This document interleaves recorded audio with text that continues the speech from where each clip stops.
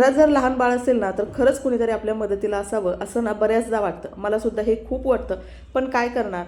आता सगळी कामं एकट्यानंच करावी लागतात आणि आई म्हटलं ना, की आपल्याला सगळ्या गोष्टी अगदी लहान मूल असेल किंवा मोठं मूल असेल दोघांच्याही सांभाळाव्याच लागतात.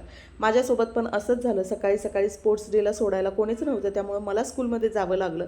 त्यानंतर घरी आले. घरी आलं की लगेच घरातली कामं. आता इथं नाश्ता बनवून घेतला. नाश्त्यासाठी सँडविच बनवले होते. सोबतच याने जास्वंदीची भरपूर फुलं आणली होती, ती काढून ठेवली. त्यानंतर मी हा कुर्ता ऑनलाईन मागवला होता. तो खूप दिवस झाला आला होता. आज म्हटलं चतुर्थी आहे ना, तर आज हाच कुर्ता घालूया. छान कुर्ता घातला, तयार झाले, मस्त फ्रेश वाटत होतं.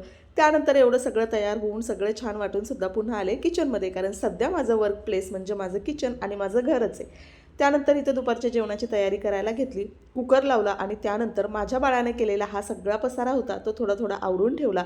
मी नेहमी पसारा आवरते, तो नेहमी पसारा करत असतो आणि अशा पद्धतीने छान जेवण केलं आणि आजचा